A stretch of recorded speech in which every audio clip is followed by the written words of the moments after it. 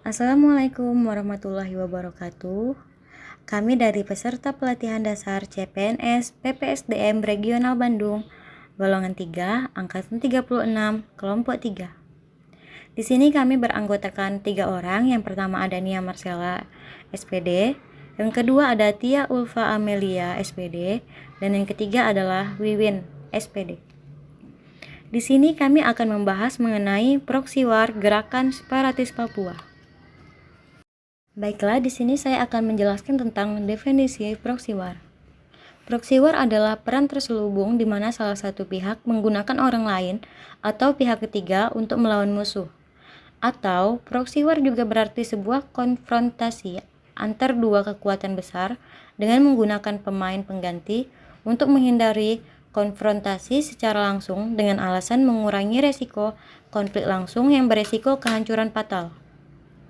Dalam hal ini tidak bisa dilihat mana kawan dan mana lawan. Banyak negara lain yang ingin menguasai sumber daya alam Indonesia dengan proxy war. Hal ini dikarenakan kekayaan dan letak strategis Indonesia. Selanjutnya, di sini saya akan menjelaskan tentang analisis isu kontemporer metode Van T. Helix. Yang pertama yaitu isu kontemporernya tentang gerakan separatis Papua. Governmentnya yaitu kurang perhatian pemerintah terhadap Papua. Negara dinilai hanya mengeksploitasi sumber daya alam di Papua tanpa memperhatikan kesejahteraan masyarakat Papua.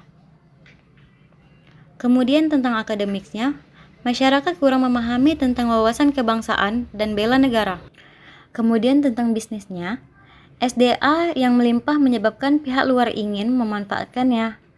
Dan kemudian community, yaitu rasa cinta masyarakat akan suku lebih tinggi daripada rasa cinta terhadap negara. Yang terakhir ada media. Akses media yang sulit didapatkan menyebabkan kurangnya informasi-informasi penting tentang wawasan kebangsaan dan bela negara.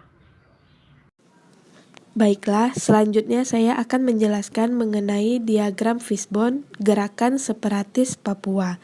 Yang pertama yaitu mesin. Banyak daerah belum tersentuh teknologi dan informasi. Yang kedua, man atau manusia yang terdiri dari pendidikan tertinggal, banyak tenaga kerja asing, kurangnya sumber daya mumpuni, dan kurangnya perhatian dari pemerintah pusat. Yang ketiga, dari segi metode, yang terdiri dari akses jalan yang tidak memadai, biaya transportasi mahal, serta keamanan yang minim dari serangan separatisme.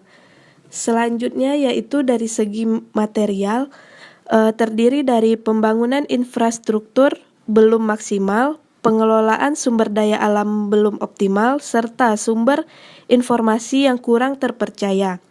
Terakhir yaitu metode natur, terdiri dari rasa kesukaan yang tinggi dan sering terjadi konflik antar suku.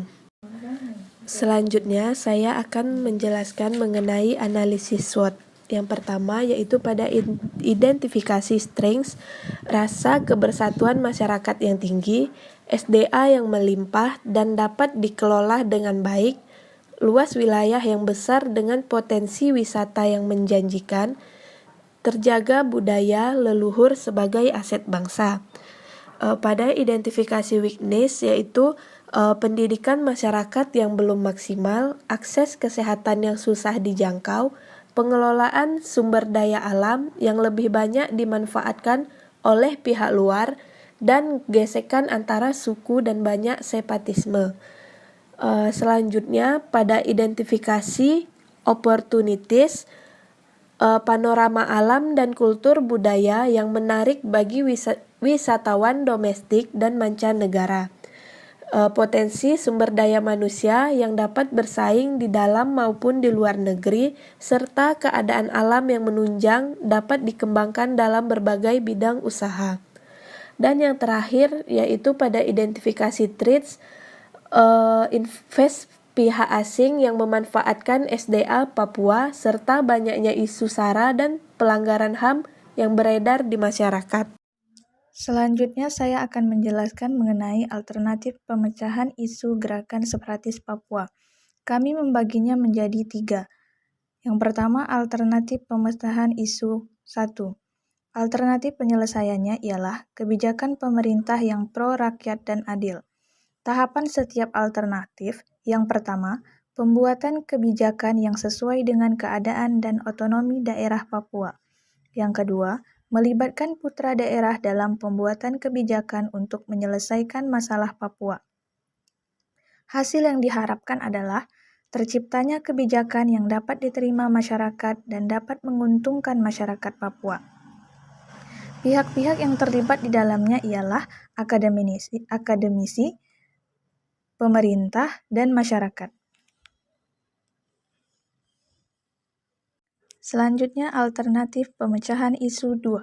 Alternatif penyelesaiannya adalah melalui pemulihan kondisi di Papua. Tahapan setiap alternatifnya: 1. Menindak tegas pelaku separatisme. 2. Meningkatkan keamanan dan ketertiban. Hasil yang diharapkan adalah 1. Terciptanya rasa aman bagi masyarakat. 2. Hilangnya tindakan pemberontakan. Pihak-pihak yang terlibat di dalamnya adalah 1. TNI dan Polri, 2. Pemerintah, dan ketiga adalah masyarakat. Dan alternatif pemecahan isu yang ketiga adalah alternatif penyelesaiannya ialah pengelolaan sumber daya alam. Tahapan setiap alternatifnya: 1. Pembangunan infrastruktur yang merata di setiap pelosok daerah. Yang kedua, mengoptimalisasikan pemanfaatan sumber daya alam. Hasil yang diharapkan adalah 1. Kesejahteraan masyarakat. 2. Terciptanya lapangan pekerjaan baru. 3. Fasilitas kesehatan yang mudah dijangkau. Dan pihak-pihak yang terlibat di dalamnya adalah masyarakat, pemerintah, dan tenaga kesehatan.